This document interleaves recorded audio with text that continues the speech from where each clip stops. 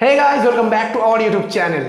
Friends, অনেকদিন থেকে আমরা একটা ট্রুলি ফ্ল্যাগশিপ লেভেলের মোবাইল খুঁজছিলাম যেটা হবে একটা অফোর্ডেবল প্রাইসের ওপর। আপনারা জানেন নিশ্চয়ই OnePlus 8 and 8 Pro কিছুদিন আগে লঞ্চ করা হয়েছিল, যেটা নিয়ে আমি একটা ডিটেল ভিডিও আমার চ্যানেলে দিয়ে রেখেছি। আপনারা চাইলে ডিসক্রিপশন বক্স থেকে ভিডিওটা দেখে আসতে পারেন, অথবা আই বাটনে লিঙ্ক দিয়ে দিলাম, সেখান থেকেও দেখে আসতে পারেন।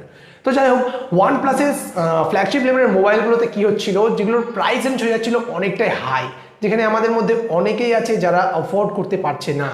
তো এই কারণে iQOOর তরফ থেকে iQOO Neo 3 5G নামে একটা মোবাইল কিন্তু লঞ্চ করে দেওয়া হয়েছে, যেটার প্রাইস শুনলে আপনারা অবশ্যই অবাক হবেন। তো কত থাকছে চায়নাতে এই মোবাইলটির প্রাইস, কত থাকবে ইন্ডিয়াতে আসার পর মোবাইলটির প্রাইস, কি মাথা নষ্ট করে দেওয়া স্পেসিফিকেশনস থাকছে, গেমিং এক্সপিরিয়েন্স কেমন হতে চলেছে, ব্যাটারি কত কি থাকছে, সব কিছু জানবেন আপনারা এই ভিডিওটিতে। দেখতে থাকুন ভিডিওটা শুরু থেকে শেষ পর্যন্ত।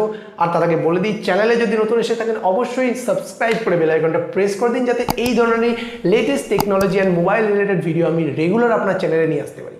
তো চলুন আর কথা না বাড়িয়ে ভিডিওটা শুরু করা যাক।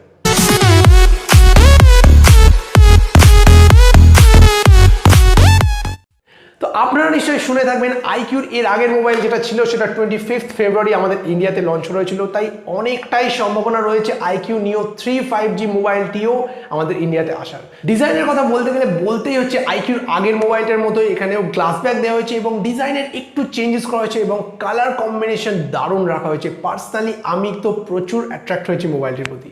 নেক্সট যদি আমরা ডিসপ্লের কথা বলি, তো মোবাইলটির মধ্যে থাকছে 6.5 ইঞ্চের IPS LCD punch hole display, including 144 গিগাহার্টের রিফ্রেশ রেট। হ্যাঁ, আপনারা ঠিকই শুনলেন, 144 গিগাহার্টের 144 গিগাহার্টের রিফ্রেশ রেট দেওয়া হয়েছে এখানে। যেখানে 120 গিগাহার্টের রিফ্রেশ রেটে আপনার মোবাইল মাখনের মতো চলে, সেখানে 144 গিগাহার্টের রিফ্রেশ রেট দেওয়া হয়েছে। আপনারা ধারণাও করতে পারবেন না মোবাইলটার এক্সপিরিয়েন্স কেমন হতে চলেছে আপনাদের। মোবাইলটি 4টি র্যাম ভেরিয়েন্টের মধ্যেই লঞ্চ করা হয়েছে, 6 128GB, 8 128GB, 12 128GB এবং আরও একটা যেটা ভেরিয়েন্ট থাকছে 8 256GB।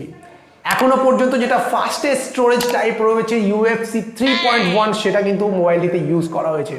পারফরমেন্সের কথা বললে বলতেই হচ্ছে স্ন্যাপড্রাগনের যে গ্রেটেস্ট প্রসেসর রয়েছে এখনো পর্যন্ত, সেটাই আপনাদের এখানে ইউজ করা হয়েছে। মানে স্ন্যাপড্রাগন 865 এর প্রসেসর ইউজ করা হয়েছে, ইনক্লুডিং 5G চিপসেট। আপনাদের মোবাইলটা নিয়ে কোনো ভাবতেই হবে না, একদম ট্রুলি ফ্ল্যাগশিপ কিলার মোবাইল বলতেই পারেন।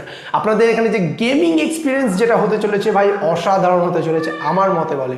আমি এখনো হাতে নিয়ে দেখিনি মোবাইলটি, তবে হাতে পেলে অবশ্যই আপনাদের জন্য আনবক্সিং ভিডিও বানাবো।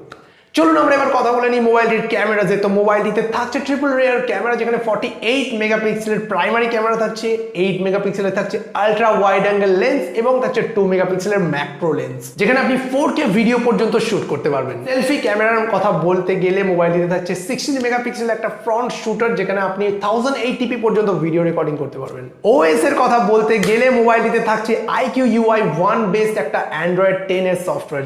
মোবাইলটিতে সব রকমের সেন্সরস অ্যাভেলেবেল রয়েছে, সাইড মাউন্টেড ফিঙ্গারপ্রিন্ট সেন্সর রয়েছে, ডার্ক মোড রয়েছে, ওয়াইফাই কলিং রয়েছে, ফেস আনলকের ফিচার রয়েছে, সঙ্গে থাকছে NFC সাপোর্ট। এই গোটা প্যাকেজটা থাকছে আপনাদের জন্য একটা অফোর্ডেবল প্রাইসের মধ্যে। প্রাইসটা জানতে হলে আর একটু ওয়েট করতে হবে।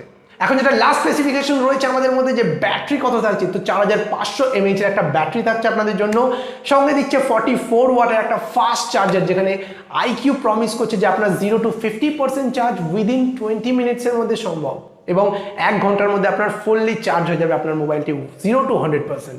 তো এখন কথা বলা যাক মোবাইলটি ইন্ডিয়াতে আসার সম্ভাবনা কতটা রয়েছে। দেখুন, আমার ধারণা এবং ওয়েবসাইটের লিক্স যেরকমটা বলছে যে iQOOর আগের একটা মোবাইল যেহেতু ইন্ডিয়াতে লঞ্চ করা হয়েছিল, তো iQOO Neo 3 5Gও ইন্ডিয়াতে আসার চান্স অনেকটাই রয়েছে। তো এখন যদি আমরা এর প্রাইস পয়েন্টের কথা বলি, তো মোবাইলটির যে 6 128GB ভেরিয়েন্টটা রয়েছে সেটার দাম চায়নাতে রাখা হয়েছে 2698 yuan। এখন এটাকে ইন্ডিয়ান মানিতে কনভার্ট করলে দাঁড়াচ্ছে 28,900 সামথিং রুপিস। তো আপনারা ভাবতে পারছেন 29,000 টাকার মধ্যে অ্যারাউন্ড 30,000-এর মধ্যে কিন্তু একটা ইন্ডিয়ান মানিতে ফ্ল্যাগশিপ লেভেলের মোবাইল পাচ্ছেন। কি স্পেসিফিকেশনস দেখলেনই তো আপনারা, একদম মাথা খারাপ করা স্পেসিফিকেশনস রয়েছে মোবাইলটির মধ্যে। যেহেতু জিএসটি রেট বেড়ে 12 to 18% গিয়ে দাঁড়িয়েছে, তো সেহেতু আমরা আশা করতে পারি যে মোবাইলটি যখন ইন্ডিয়াতে আসবে, হোপফুলি এটার দাম দাঁড়াবে 30 to 32,000 রুপিস। এখন দেখা যাক কত কি দাম হতে পারে, কবে ইন্ডিয়াতে আসছে। যখনই আসবে অবশ্যই আপনাদের জন্য একটা ভিডিও বানাবো, আর পেয়ে যাবেন আপনারা এই চ্যানেলে ভিডিওটা। তো ভিডিওটা কেমন লাগলো অবশ্যই জানাবেন কমেন্টের মাধ্যমে, এবং যদি ভালো লেগে থাকে একটা লাইক করে চ্যানেলটি সাবস্ক্রাইব করে দেবেন। আর গতকালই আমি আরও একটা ভিডিও আমার চ্যানেলে আপলোড করেছিলাম Realme X50M এর ব্যাপারে।